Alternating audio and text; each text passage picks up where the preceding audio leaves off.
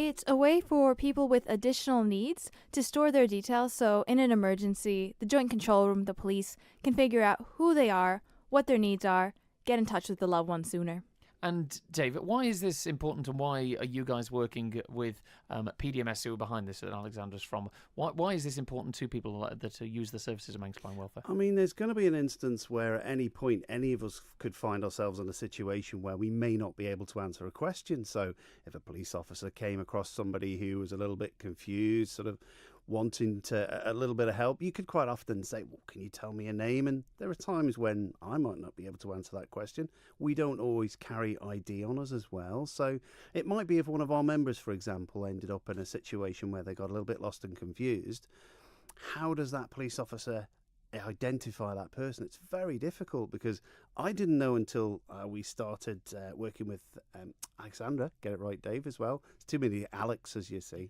I wasn't aware until we started working together that the police can't hold information on a person unless they're being naughty boys and girls. So how does this sort of technology work, Alexandra, in practice? Because if we start talking to a lot of people about, we've got this fantastic new app that does whizzes and bangs, and it all gets very technical. So for a layman like myself, or maybe somebody who wants to take advantage of this service, how does it actually work? A person can go online and register themselves, or if they're not very technological, then they can ask a loved one for help.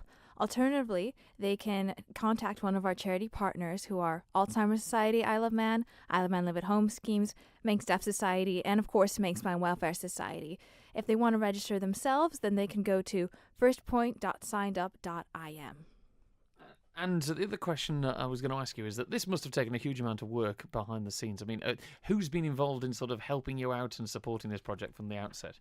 Our initial sponsor and technology provider on this project is PDMS, and we also have additional support from our sponsors, who are Microgaming, Selton Manx, PwC Isle of Man, Apex Fund Services Limited Isle of Man, and Ellen Van and Fuels. And Dave, I'd imagine if people want to sign up for this, because I know full well when we start mentioning web addresses and things like this, people run for pens and stuff like this.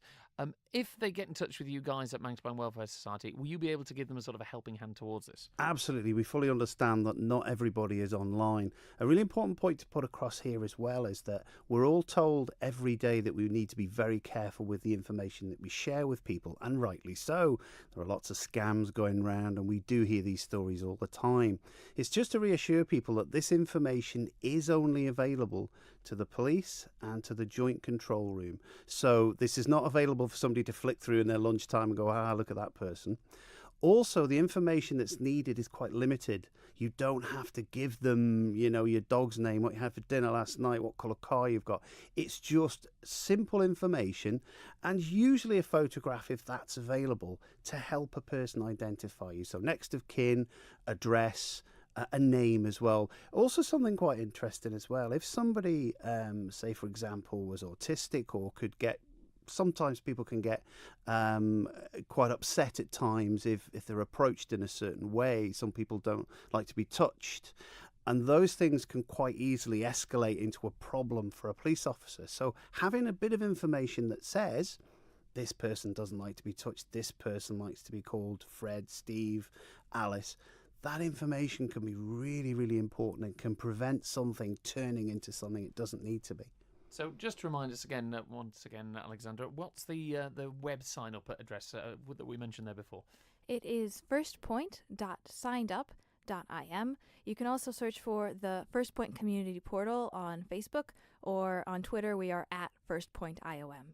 Brilliant. Sounds like a very worthwhile project. Dave, obviously you have a lot of other worthwhile projects that are still underway. Let's talk about the Author's Breakfast coming up. Excellent. We've got the Author's Breakfast coming up now. We've had to make a slight change to this. This is happening on the 26th of November. That's still going ahead, but because of unforeseen circumstances, we've had to do a bit of a change round on the author. So now we have Professor Hugh Davidson who, I'm reading my notes here, along with a number of collaborators, has produced a book about women's internship in the south of the island. So that's quite an interesting thing. I've got that book. It's fantastic. Have you? Yes. If you came, you could get it signed, Alex. I've got news for you. I've got a signed copy already, but I would still come. I have to admit, it's a fascinating read, so well worth going along. So slight change on that one, but it is still going ahead according to plan. I believe there might be a couple of tickets left. If anybody does want to go to that, get in touch with us and the details at the end. And finally, you're now all sort of Alexa, all that kind of stuff now. I've just really upset a load of these Echo Dots all around the island, haven't I? Now, you see, I was just going to say that lady's name, but now you've Alexa. got everybody's device going mad. So we've got a recorded news service that goes out every week. We have now got that enabled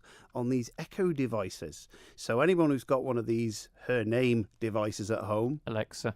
that's not me. He's doing that. He's mean. Alexa. What you can actually do now is you can say that person's name. And Alexa! honestly, it can't work with some people. Enable my talking newspaper. It will then pop up and say your talking newspaper is enabled, and then all you need to do is say play Manx recorded news, and you will automatically get the latest version through that device. We are also still sending them out in the stick form with the players.